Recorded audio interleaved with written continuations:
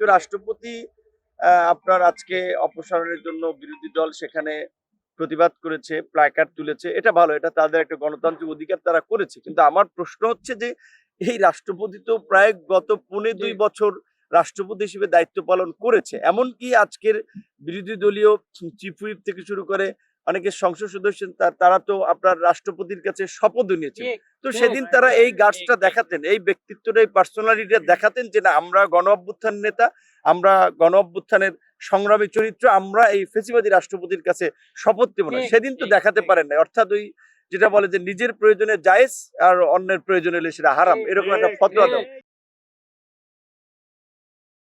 এখন আসলে অনেক কথা বলে, মানুষ পছন্দ করে যে সস্তা কথাবার্তা, হ্যাঁ, সবসময় মানুষের সেন্টিমেন্ট অনুযায়ী কথা বলি বা মানুষ যেটা চায় আমরা সেটা কথা বলি। কিন্তু একটা দায়িত্বের জায়গা থেকে, দায়িত্বশীল জায়গা থেকে চাইলে আসলে আমরা হুজুগে কথা বলতে পারি না, কিংবা একেবারেই সবাই যে বিষয়ে বাহাবা দেবে সেই লাইনেই কথা বলবো, এটা আমার জায়গা থেকে, আমার ব্যক্তিত্বের সাথে আমি যায় না বলে আমি মনে করি। তো রাষ্ট্রপতি আপনার আজকে অপসারণের জন্য বিরোধী দল সেখানে প্রতিবাদ করেছে, প্ল্যাকার্ড তুলেছে। এটা ভালো, এটা তাদের একটা গণতান্ত্রিক অধিকার, তারা করেছে। কিন্তু আমার প্রশ্ন হচ্ছে যে এই রাষ্ট্রপতি তো প্রায় গত ২.৫-২ বছর রাষ্ট্রপতি হিসেবে দায়িত্ব পালন করেছে। এমনকি আজকের বিরোধী দলীয় চিফ হুইপ থেকে শুরু করে অনেকে সংসদ সদস্য তারা তো আপনার রাষ্ট্রপতির কাছে শপথও নিয়েছেন। তো সেদিন তারা এই গার্ডসটা দেখাতেন, এই ব্যক্তিত্বটা, এই পার্সোনালিটিটা দেখাতেন যে না, আমরা গণ অভ্যুত্থান নেতা, আমরা গণ অভ্যুত্থানের সংগ্রামী চরিত্র, আমরা এই ফেসিবাদী রাষ্ট্রপতির কাছে শপথ দেব না। সেদিন তো দেখাতে পারেন না। অর্থাৎ ওই যেটা বলে যে নিজের প্রয়োজনে জায়েজ আর অন্যের প্রয়োজনে হলে সেটা হারাম, এরকম একটা ফতোয়া দাও। তো এইটা আমরা মনে করি যেটা আসলে মানুষকে বিভ্রান্ত করা, একটা আইওয়াশ কিংবা মিডিয়াবাজি করা, আলোচনায় থাকার জন্য আসলে এই ধরনের অবস্থান গ্রহণ করা। এত ১.৫ বছরে যেই অন্তর্বর্তীকালীন সরকার ছিল, সেই সরকার কোনো রাজনৈতিক দলের সরকার ছিল না। সেখানে ৩টা দল সবসময় সরকারের কাছে অগ্রাধিকার পেয়েছে, বিএনপি, জামাত, এনসিপি। তো এখন সেখানে যদি ধরেন বিএনপির বাইরে অন্যরা যদি রাষ্ট্রপতিকে অপসারণের বিষয়ে শক্ত অবস্থান গ্রহণ করতো, তাহলে রাষ্ট্রপতি তো থাকতে পারতো না। সে সময় হয় নাই। বাস্তব কথা হচ্ছে এখন কিন্তু সরকারি দল বা বিরোধী দল সবাই আলাপ আলোচনা করে একটা সিদ্ধান্ত নিতে হবে। কিন্তু আসলে একটা সিনকেট করে কিংবা আলোচনায় থাকার জন্য, সংসদ সম্পর্কে একটা নেতিবাচক ধারণা দেওয়ার জন্য যদি কিছু কিছু পদক্ষেপ নেওয়া হয়, সেটা আসলে তাহলে মানুষকে ওই পুরানো সংসদের স্মৃতির দিকে নিয়ে যাবে। আমরা তো চাই যে এই সংসদ হবে ইনক্লুসিভ, এই সংসদ হবে গঠনমূলক, এই সংসদ হবে প্রাণবন্ত, এখানে দেশ এবং জাতির ভবিষ্যৎ নিয়ে ইতিবাচক আলোচনা হবে। সেখানে যদি আমরা শুরুতে একটা নেতিবাচক ভাইব ক্রিয়েট করি, একটা নেতিবাচক বিষয় উপস্থাপন হয়, তখন কিন্তু মানুষের মধ্যে আসলে নেতিবাচকতা ছড়িয়ে যায়। তো আমার আবেদন থাকবে যে আমরা সবাই পজিটিভ মাইন্ড থেকে, পজিটিভ চিন্তা থেকে যেভাবে সংসদকে কার্যকর করা যায় এবং জুলাই গণঅভ্যুত্থান পরবর্তী এই সংসদকে বাংলাদেশের ইতিহাসে একটা কার্যকর, ঐতিহাসিক, গঠনমূলক সংসদে যেন পরিণত করতে পারি, সেজন্য আমার মনে হয় রাস্তার আন্দোলন কিংবা একেবারে মুখোমুখি অবস্থান, ওই ধরনের কাঠখোট্টা বিরোধিতার চেয়ে বরঞ্চ আলাপ আলোচনার মধ্যে দিয়ে আমরা অনেক কিছু সমাধান করতে পারবো। এখানে তো সবাই আসলে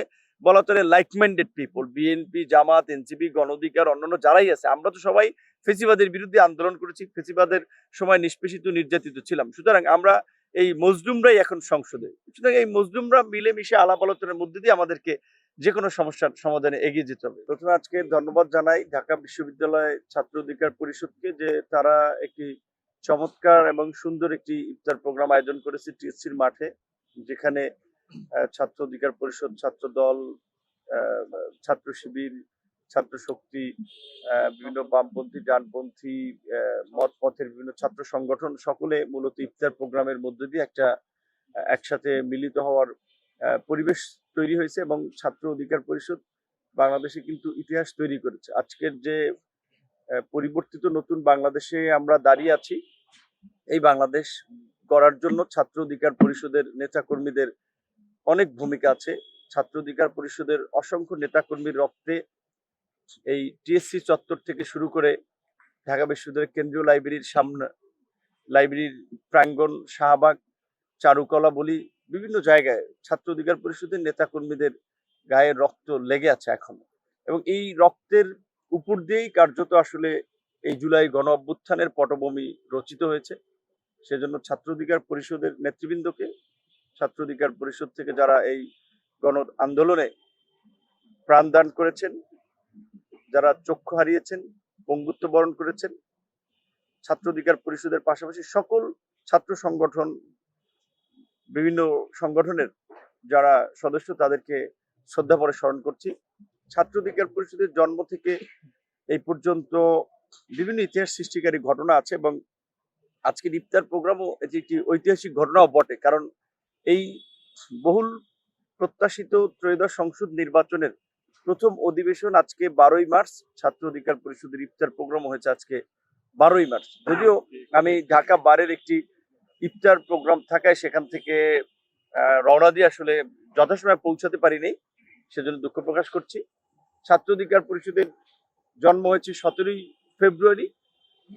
এই ফেসিবাদ পতন, যেই পতনের লক্ষ্যে ছাত্র অধিকার পরিষদ গঠিত হয়েছে, সেই ফেসিবাদ পতন পরবর্তী নতুন সংসদের সরকারের শপথ হয়েছে 17ই ফেব্রুয়ারি। তো ছাত্র অধিকার পরিষদের এরকম অনেকগুলো ঐতিহাসিক ঘটনার সাক্ষী এবং বলা চলে ঐতিহাসিক প্রেক্ষাপটে ছাত্র অধিকার পরিষদের ভূমিকা আছে। আশা করি আগামীতে ফলাফল কিন্তু 12 তারিখ আজকের দিনে আবার আজকের এই 12ই মার্চ বহুল প্রত্যাশিত আমাদের ডাকসু নির্বাচনের ফলাফল কার্যত ঘোষণা হয়েছে। তো সেই দিক থেকে এই ছাত্র অধিকার পরিষদ, জুলাই গণ অভ্যুত্থান, ফ্যাসিবাদ বিরোধী আন্দোলন, এগুলো আজকে তো এখানে আসতে পারেন। ওই যে আমরা শাহবাগ থেকে সবাই জড়ো হয় মিছিল নিয়ে আসতেছিলাম টিএসসিতে আসার আমরা যখন এখানে এসে দাঁড়িয়েছি, ছাত্র লীগের সন্ত্রাসীরা আপনাদের লাঠিসোঁটা নিয়ে আমাদের নেতাকর্মীদের অতর্কিতভাবে হামলা, ছাত্র দলের কয়েকজন আহত হয়েছিল।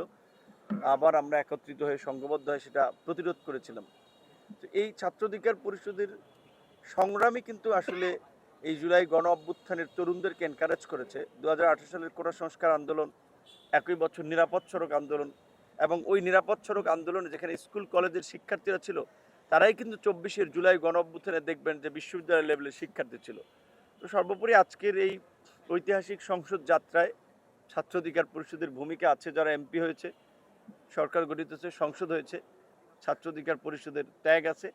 তো আশা করি ছাত্র অধিকার পরিষদের নেতাকর্মীরা ভবিষ্যৎ বাংলাদেশ বিনির্মাণেও যে কোনো ত্যাগ স্বীকার করে জাতিকে একটা সঠিক পথ দেখাবে এবং ছাত্র অধিকার পরিষদ গতানুগতিক ছাত্র রাজনীতির বাইরে যে একটা প্রগতিশীল দেশ এবং সমাজের স্বার্থে একটা অন্যায়, অবিচার, বৈষম্যের বিরুদ্ধে তাদের যে প্রতিবাদ এবং প্রতিবাদী চেতনা, আশা করি সেটি আগামী দিনেও অব্যাহত থাকবে এবং দেশের যে কোনো সংকটে ছাত্র অধিকার পরিষদ এগিয়ে যাবে, মানুষকে নেতৃত্ব দেবে, পথ দেখাবে। ছাত্র অধিকার পরিষদের সর্বস্তরের নেতাকর্মীদের প্রতি আমার সেই আহ্বান, শুভকামনা, প্রত্যাশা থাকবে। ছাত্র অধিকার পরিষদ হয়তো বিশেষ করে জুলাই গণ অভ্যুত্থানের পরে আমরা দেখেছি বিভিন্ন ছাত্র নেতারা সমন্বয়ক ছিল বা বিভিন্নভাবে জাতীয় পর্যায়ে পরিচিত ছিল। স্বাভাবিকভাবেই গত 1-1.5 বছরে তারা যেভাবে বিভিন্নভাবে সুবিধা পেয়েছে, উপকৃত হয়েছে, নানানভাবে পৃষ্ঠপোষকতা পেয়েছে, ছাত্র অধিকার পরিষদ সেটি পেলে ছাত্র অধিকার পরিষদ অনেক দূরে এগিয়ে যেত। ছাত্র অধিকার পরিষদ বঞ্চিত হয়েছে। ছাত্র অধিকার পরিষদকে প্রকৃত অর্থে ছাত্র অধিকার পরিষদের নেতাদেরকে অনেক জায়গা থেকে মাইনাস করা হয়েছে, কিন্তু মাইনাস করেও ছাত্র অধিকার পরিষদকে দমিয়ে রাখা যায় না। আশা করি ভবিষ্যতেও রাখা যাবে না। এবং একটা কথা বলে রাখতে চাই যে আপনারা জানেন যে এখন যেহেতু আমরা ছাত্র অধিকার পরিষদ থেকেই গণ অধিকার পরিষদের জন্ম হয়েছে বা গণ অধিকার পরিষদ প্রতিষ্ঠা পেয়েছে, সেই গণ অধিকার পরিষদ গত বছরও কিন্তু আমরা দুটো বড় বড় ইফতার প্রোগ্রাম করেছিলাম। একটি ছিল আমাদের মালিবাগ যে স্কাই সিটি রেস্টুরেন্ট, এটি একটি বোধহয় 3 স্টার রেস্টুরেন্ট, সেখানে বেশ টাকা পয়সা খরচ করে আমরা সেখানে ইফতার আয়োজন করেছিলাম। এবং ওই একই বছর আমরা গুলশান হোটেল আমারিতে, গুলশান 2-এ যেটা, সেখানেও একটা ডিপ্লোম্যাটদের উদ্দেশ্যে কিন্তু ইফতার প্রোগ্রাম আয়োজন করেছিলাম।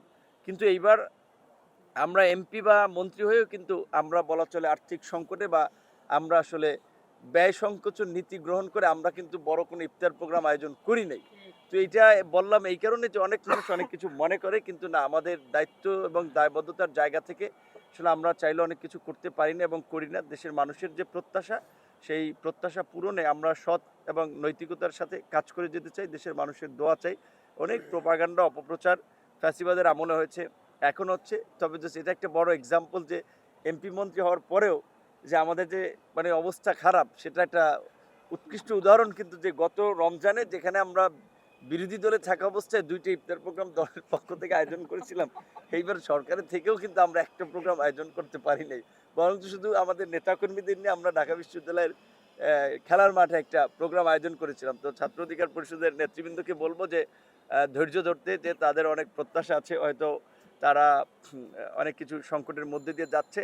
আশা করি তারা যদি তাদের ট্র্যাকে থাকতে পারে, নৈতিক মূল্যবোধের সাথে লেগে থাকতে পারে, দেশের আগামীতে ইনশাল্লাহ মানুষ তাদের উপর আস্থা রাখবে, নেতৃত্ব দেওয়ার অনেক সুযোগ তৈরি হবে।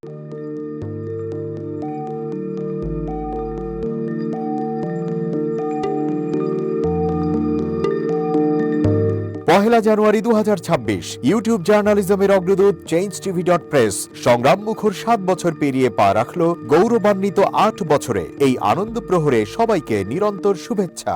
আমি নিজেকে ধন্যবাদ মনে করি, আমি সৌভাগ্যবান। চেঞ্জ টিভির পক্ষ থেকে আমার সাক্ষাৎকার নেওয়ার জন্য তারা আসছেন এবং চেঞ্জ টিভি দীর্ঘ 8 বছর ধরে এই কাজগুলি করছে। আমি তারা অনেক ভালো কাজ করেছেন, দেশের মানুষের সুখ দুঃখের কথা প্রত্যক্ষ তুলে ধরছেন। আমার আশা থাকবে চেঞ্জ টিভি সামনের দিকে উত্তরোত্তর আরো সমৃদ্ধ হবে। একটাই শুধু আমাদেরকে উপদেশ দিতে চাই তাদের কাছে, সেটা হচ্ছে সত্য কথাটা মানুষের সামনে তুলে ধরা, মানুষের ভিতরে কি চায় তাদেরটা তুলে ধরা, মানুষের প্রত্যাশা তুলে ধরা এবং মানুষের মধ্যে এই যে দেশাত্মবোধটা এবং সত্যবাদীটা এটা জাগরণ করে চেঞ্জ টিভির সামনের দিকে এগিয়ে যাবে। এবং যারা দেশের কথা চিন্তা করে এবং দলমত নির্বিশেষে যে লোকগুলো আছে তারা দেশের কথা চিন্তা করে, দেশের উন্নয়নের কথা চিন্তা করে, কোনো পক্ষপাতিত্ব করে না, তাদের বক্তব্য দেশের মানুষের তুলে ধরা, এই কাজগুলি সামনে এগিয়ে নিয়ে যাবে, এটা আমার প্রত্যাশা। অনেক ধন্যবাদ আপনাদেরকে, দেশবাসীকে, দেশবাসী সবাইকে আমি ধন্যবাদ জানাচ্ছি। change.tv.press এক ফোঁটা হলুদ নেই।